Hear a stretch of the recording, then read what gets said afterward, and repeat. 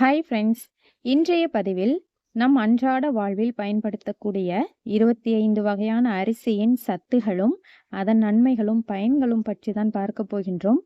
உடல் எப்போதும் அழகாக இருக்க வேண்டும் என நினைப்பவர்கள், சுகப்பிரசவம் ஆக வேண்டும் என நினைக்கும் பெண்களும், மாதவிடாய் வலி போக எந்த வகை அரிசி சாப்பிட வேண்டும், நீண்ட ஆயுளுடன் வாழ எந்த அரிசி சாப்பிட வேண்டும், இதை பற்றி இந்த வீடியோவில் பார்க்க போகின்றோம். வீடியோவை ஸ்கிப் பண்ணாமல் ஃபுல்லாக பாருங்க. அரிசி சாதம் சாப்பிட்டால் சுகர் அதிகரிக்கும், நோய்கள் வரும் என்று தற்போது நம்மை ஏமாற்றி வைத்திருக்கிறார்கள் இந்த மருத்துவர்கள். ஆனால் உண்மையில் அரிசி சாதம் சாப்பிட்டால்தான் நோய்களே குணமாகும் என்பதே உண்மையாகும்.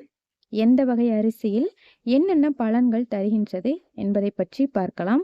ஃபர்ஸ்ட் ஒன், கருப்பு கவுனி. மன்னர்கள் அரசர்கள் காலத்தில் அதிகமாக விரும்பி சாப்பிட்ட அரிசி பெயர்தான் கருப்பு கவுனி.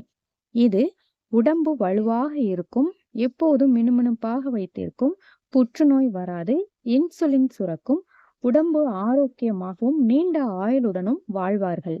இந்த அரிசி 1 கிலோ 150 முதல் விற்பனையாகின்றது. அடுத்து மாப்பிள்ளை சம்பா அரிசி. நரம்பு வலுப்பெறும், உடல் வலுவாகும் மற்றும் ஆண்மை அதிகரிக்கும். அடுத்து பூங்கார் அரிசி. சுகப்பிரசவம் ஆக வேண்டும் என நினைக்கும் பெண்கள் பூங்கார் அரிசி சாப்பிட்டு வந்தால் சுகப்பிரசவம் ஆகும், தாய்ப்பால் அதிகமாக சுரக்கும். அடுத்து காட்டு யானம் அரிசி. நீரிழிவு நோய் உள்ளவர்கள், மலச்சிக்கல் மற்றும் புற்றுநோய் உள்ளவர்கள் இந்த அரிசியை சாப்பிட்டு வந்தால் விரைவில் குணமாகும். அடுத்து கருத்த கார அரிசி. மூலம், மலச்சிக்கல் போன்றவை சரியாகும். அடுத்து காளாநம அரிசி. இந்த அரிசி தான் புத்தர் சாப்பிட்டார். இந்த அரிசியை மூளை, நரம்பு, இரத்தம், சிறுநீரகம் போன்றவற்றை சீராக வைத்திருக்கும். அடுத்து மூங்கில் அரிசி. மூட்டு வலி, முழங்கால் வலி சரியாகும். அடுத்து 60ஆம் குருவை அரிசி.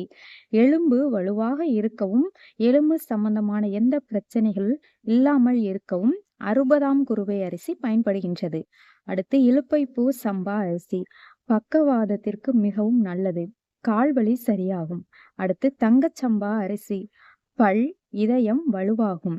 அடுத்து கருங்குருவை அரிசி.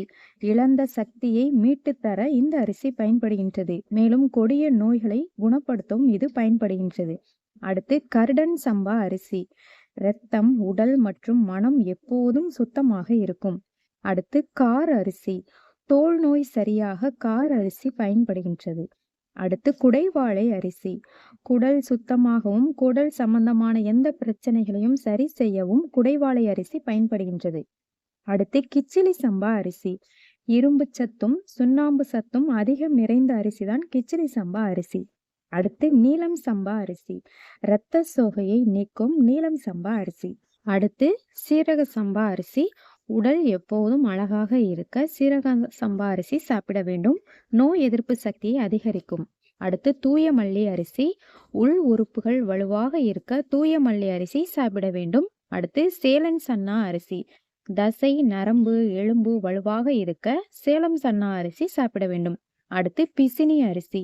மாதவிடாய், இடுப்பு வலி சரியாக பிசினி அரிசி சாப்பிட வேண்டும். அடுத்து சூரக்குருவை அரிசி. பெருத்த உடல், சிறுத்து அழகாக இருக்க சூரக்குருவை சாப்பிட வேண்டும். அடுத்து வாளான் சம்பா அரிசி. சுகப்பிரசவம் ஆகும் பெண்களுக்கு அழகு கூடி இடை மெலிந்து இடுப்பு வலுவாகும் வாளான் சம்பா அரிசி. அடுத்து கைக்குத்தல் அரிசி. உடலுக்கு தேவையான சத்துக்கள் அதிகம் நிறைந்துள்ளதுதான் கைக்குத்தல் அரிசி. புற்றுநோய் வராமல் தடுக்கின்றது, சிறுநீரக கல் வராமல் தடுக்கின்றது, உடல் எடை எப்போதும் சீராக வைத்திருக்கும். அடுத்து ரேசன் அரிசி சாப்பிடுவதால் உடல் எடை கூடுமா, இதை பத்தி பார்க்கலாம். நீரிழிவு நோய் குணமாவதற்கு இந்த ரேசன் அரிசியை தான் டாக்டர்கள் பரிந்துரைக்கிறார்கள். ரேசன் அரிசியை சமைத்து சாப்பிடுவதால் செரிமான பிரச்சனையை தீர்க்கின்றது. அதே போல் உடல் மெலிந்து உள்ளவர்கள் தினமும் இதை சாப்பிட்டு வந்தால் உடல் எடை அதிகரிக்கும்.